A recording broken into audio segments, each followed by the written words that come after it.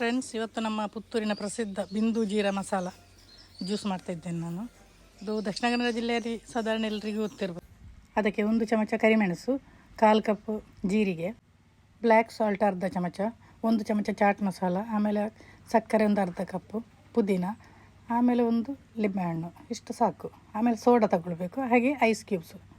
ಇದನ್ನು ನಾವು ಅಂದರೆ ಕೆಲವರು ಹಾಗೆ ಹುಡಿ ಮಾಡಿ ಜ್ಯೂಸ್ ಮಾಡ್ತಾರೆ, ಆದರೆ ನಾನಿಲ್ಲಿ ಅದನ್ನು ಸ್ವಲ್ಪ ಕುಕ್ ಮಾಡಿ ಆಮೇಲೆ ಜ್ಯೂಸ್ ಮಾಡ್ತಾಯಿದ್ದೀನಿ. ಹಾಗೆ ಮಾಡಿದರೆ ನಮಗೆ ಸ್ಟೋರ್ ಮಾಡಿ ಇಡ್ಬೋದು, ಎಷ್ಟು ಒಂದು 2-3 ತಿಂಗಳ ತನಕ ಸ್ಟೋರ್ ಮಾಡ್ಬೋದು. ಹಾಗೆ ನೋಡಿ ಸೋಡಾ ತಗೊಂಡಿದ್ದೀನಿ ನಾನು. ಆಮೇಲೆ ಐಸ್ ಕ್ಯೂಬ್ಸು. ಅದನ್ನು ಮೊದಲು ನಾವು ಕರಿಮೆಣಸನ್ನು ನಾನು ಸ್ವಲ್ಪ ಫ್ರೈ ಮಾಡ್ತಾಯಿದ್ದೀನಿ. ಫಸ್ಟಿಗೆ ಕರಿಮೆಣಸು ಹಾಕ್ತಾಯಿದ್ದೀನಿ, ಅದು ಸ್ವಲ್ಪ ಕಾಯೋದು ಲೇಟ್ ಅಲ್ವ. ಆಮೇಲೆ ಜೀರಿಗೆ ಕೂಡ ಒಟ್ಟಿಗೆ ಹಾಕೋಬೋದು. ಅದೊಂದು 2-3 ನಿಮಿಷ ಫ್ರೈ ಆದರೆ ಸಾಕು, ಅದರದ್ದು ಒಂದು ಪರಿಮಳ ಬರುತ್ತಲ್ಲ ಅಷ್ಟೇ. ಇವಾಗ ಜೀರಿಗೆ ಹಾಕೋತಾ ಇದ್ದೀನಿ ನಾನು. ಜೀರಿಗೆ ಮೊದಲು ಹಾಕ್ಕೊಳ್ಳಿಲ್ಲ, ಯಾಕಂದರೆ ಅದು ಸ್ವಲ್ಪ ಸೀದು ಹೋಗೋದು ಬೇಗಲ್ಲ, ಅದರಿಂದ ಸ್ವಲ್ಪ ಮೊದಲು ನಾನು ಕರಿಮೆಣಸನ್ನು ಹಾಕ್ಕೊಂಡಿದ್ದು ಅಷ್ಟೇ. ಕೆಲವರೆಲ್ಲ ಒಟ್ಟಿಗೆ ಹಾಕೋತಾರೆ, ಪರವಾಗಿಲ್ಲ. ಮೀಡಿಯಮ್ ಫ್ಲೇಮಲ್ಲಿ ಮಾಡಬೇಕು ಅದನ್ನು ಮಾತ್ರ. ಅದೊಂದು 2 ನಿಮಿಷ ಆಗುವಾಗ, ಒಂದು 2-3 ನಿಮಿಷ ಆಗುವಾಗ ಅದೊಂಥರ ಪರಿಮಳ ಬರುತ್ತಲ್ಲ, ಅಷ್ಟು ಸಾಕು, ಜಾಸ್ತಿ ಇದು ಮಾಡಬಾರ್ದು.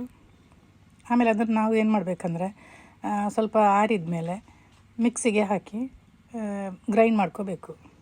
ಅಂದರೆ ಅದು ನೈಸ್ ಆಗಬೇಕು, ಎಷ್ಟು ನೈಸ್ ಆದರೆ ಅಷ್ಟು ಒಳ್ಳೆಯದು. ಇಲ್ಲದಿದ್ದರೆ ನಾವು ಅದನ್ನು ಸೋಸ್ತೇವಲ್ಲ, ಹಾಗೆ ಸೋಸಿ ಕೂಡ ಇದು ಮಾಡ್ಬೋದು. ನೋಡಿ ಹೀಗಾಯಿತು.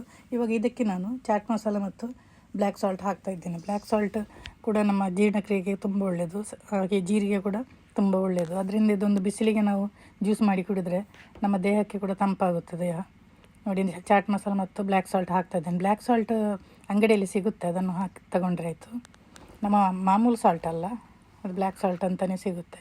ನೋಡಿ, ಇವಾಗ ನಾನು ಅದನ್ನು ಸ್ವಲ್ಪ ಸೋಸಿಕೊಳ್ತಾ ಇದ್ದೇನೆ. ಅಂದರೆ ಜಾಲರಿಗೆ ಹಾಕಿ ಸ್ವಲ್ಪ, ಅಂದರೆ ಅದು ಸ್ವಲ್ಪ ದೊಡ್ಡ ದೊಡ್ಡ ಪೀಸೆಲ್ಲ ಬೇಡ ಅಂತ ಅಷ್ಟೇ. ಎಷ್ಟು ನೈಸ್ ಆಗುತ್ತೆ ಅಷ್ಟು ನೀವು ಗ್ರೈಂಡ್ ಮಾಡಬೇಕು ನೈಸಾಗಿ, ಹಾಗಾದರೆ ತುಂಬ ಚೆನ್ನಾಗಿ ಬರುತ್ತೆ. ಇಲ್ಲಾಂದರೆ ನಾವು ಜ್ಯೂಸನ್ನು ಕೂಡ ಸ್ವಲ್ಪ ಸೋಸಿ ಕುಡಿಬೋದು. ಹೀಗೆ ಮಾಡಿದರೆ ನಮಗೆ ಜ್ಯೂಸು ಸೀದಾ ಕುಡಿಬೋದು ಅಂತ ಅಷ್ಟೇ. ನೋಡಿ ಹುಡಿ, ಇದು ಸ್ವಲ್ಪ ಸ್ವಲ್ಪ ಗಟ್ಟಿ ಆಗಿದೆ ಇದು, ಅದರಿಂದ ಅಷ್ಟೊಂದು ನೈಸ್ ಆಗಲಿಲ್ಲ, ಇನ್ನೂ ನೈಸ್ ಮಾಡಬೇಕು. ನಾವು ಇನ್ನೊಂದು ಪಾತ್ರೆಗೆ ಸಕ್ಕರೆಯನ್ನು ಹಾಕೋತಾ ಇದ್ದೇನೆ ನಾನು. ಅರ್ಧ ಕಪ್ ಸಕ್ಕರೆ ಹಾಕೋತಾ ಇದ್ದೀನಿ. ಅರ್ಧ ಕಪ್ ಸ್ವಲ್ಪ ಜಾಸ್ತಿ ಬೇಕಾಗುತ್ತೆ, ಯಾಕಂದರೆ ಅದು ನಾವು ಅದಕ್ಕೆ ಜ್ಯೂಸಿಗೆ ಸ್ವಲ್ಪ ಸಕ್ಕರೆ ಹಾಕಬೇಕಾಗುತ್ತೆ, ಇಲ್ಲಾಂದರೆ ಅದು ಸಪ್ಪೆ ಆಗುತ್ತೆ. ನೋಡಿ, ಹಾಗೆಯೇ ಇದನ್ನು ಗ್ರೈಂಡ್ ಮಾಡಿದ್ದೇನಲ್ಲ ಮಸಾಲ, ಅದನ್ನು ಕೂಡ ಹಾಕ್ಕೊಂಡು ಸ್ವಲ್ಪ ಸ್ವಲ್ಪ ಹೊತ್ತು ಫ್ರೈ ಮಾಡಿ. ಆಮೇಲೆ ನಾನೊಂದು 3/4 ಕಪ್ ಅಷ್ಟು ನೀರು ಹಾಕ್ತಾ ಇದ್ದೇನೆ ಇದಕ್ಕೆ. 3/4 ಕಪ್ ನೀರು ಹಾಕಿದ ಮೇಲೆ ಚೆನ್ನಾಗಿ ಮಿಕ್ಸ್ ಮಾಡಿ ಒಂದು 15 ನಿಮಿಷ ನಾವು ಮೀಡಿಯಮ್ ಫ್ಲೇಮಲ್ಲಿ ಕುಕ್ ಮಾಡಬೇಕು. ಅದು ಸ್ವಲ್ಪ ಅಂದರೆ ಸ್ವಲ್ಪ ದಪ್ಪ ಆಗುತ್ತಾ ಬರುತ್ತಲ್ಲ, ಆವಾಗ ನಾವು ಆಫ್ ಮಾಡಿದರೆ ಆಯಿತು. ಚೆನ್ನಾಗಿ ಮಿಕ್ಸ್ ಮಾಡಬೇಕು. ಕೆಲವರು ಅದೇನೇ ಹೇಳಿದ್ನಲ್ಲ, ಬರೀ ಹುಡಿ ಮಾಡಿ ಅದಕ್ಕೆ ಹಾಕ್ಕೊಂಡು ಕುಡಿತಾರೆ, ಅದು ನಮಗೆ ಸ್ವಲ್ಪ ಅಷ್ಟು ಟೇಸ್ಟ್ ಚೆನ್ನಾಗಿ ಬರೋದಿಲ್ಲ. ಇದಾದರೆ ತುಂಬ ಚೆನ್ನಾಗಾಗುತ್ತೆ. ನೀವೊಮ್ಮೆ ಮಾಡಿ ನೋಡಬೇಕಾದ್ರೆ. ನಮ್ಮದು ಜೀರದ್ದು ಸ್ಪೆಷಲೇ ಇದು, ಸ್ಪೆಷಾಲಿಟಿ. ಅಂದರೆ ಅದು ವರ್ಷಗಟ್ಟಲೆ ಅವರೆಲ್ಲ ಇಡ್ತಾರಲ್ಲ. ಬಿಂದು ಜೀರ ಇದೇ ಥರ ಅಂತ ಹೇಳಲಿಕ್ಕೆ ಆಗೋದಿಲ್ಲ, ಆದರೆ ಟೇಸ್ಟ್ ಎಲ್ಲ ಇದೇ ಥರ ಬರುತ್ತೆ. ಅದು ಅವ್ರದ್ದು ಬೇರೆ ಏನಾದರೂ ಒಂದು ಇಂಗ್ರೀಡಿಯೆಂಟ್ ಹಾಕಿರ್ತಾರೆ, ಅವರು ಅದನ್ನು ಹೇಳೋದಿಲ್ಲಲ್ಲ, ಅವ್ರದ್ದೊಂದು ಪೇಟೆಂಟ್ ಸಿಕ್ಕಿರುತ್ತಲ್ಲ. ಅದರಿಂದ ನಾವು ಮನೆಯಲ್ಲೇ ಮಾಡಿದರೆ ತುಂಬಾ ಅದು ಆರೋಗ್ಯಕ್ಕೆ ತುಂಬ ಒಳ್ಳೆಯದು ಅಂತ. ಅದು ಕೂಡ ಈ ಬಿಸಿಲಿಗೆ ಕೂಡ ತುಂಬ ಒಳ್ಳೆಯದು. ಇಂಥ ಎಲ್ಲ ಜ್ಯೂಸ್, ಇದು ಜೀರಿಗೆದ್ದು ಜ್ಯೂಸ್ ಅಂತೂ ತುಂಬಾ ಒಳ್ಳೆಯದು. ಜೀರಿಗೆ ಕಷಾಯ ಎಲ್ಲ ನೀವು ಕೇಳಿರ್ಬೋದು, ವೆಯ್ಟ್ ಲಾಸಿಗೆಲ್ಲ ಕುಡಿತಾರಲ್ಲ.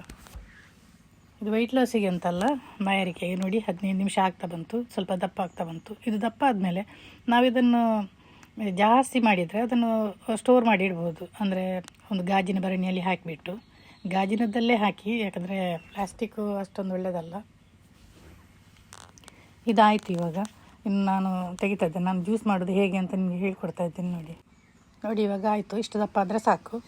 ಇವಾಗ ನಾವು ಜ್ಯೂಸ್ ಮಾಡೋಣ. ಅದಕ್ಕಿಂತ 2 ಸ್ಲೈಸ್ ನಾನು ಲಿಂಬೆಹಣ್ಣನ್ನು 2 ಲೋಟಕ್ಕೆ ಹಾಕಿದ್ದೇನೆ. ಹಾಗೆ ಪುದೀನ ಸೊಪ್ಪು ಕೂಡ ಹಾಕ್ತಾಯಿದ್ದೇನೆ. ಹಾಗೆ ಒಂದು 2 ಚಮಚ ಲಿಂಬೆಹಣ್ಣಿನ ರಸ ಕೂಡ ಹಾಕ್ತಾಯಿದ್ದೇನೆ.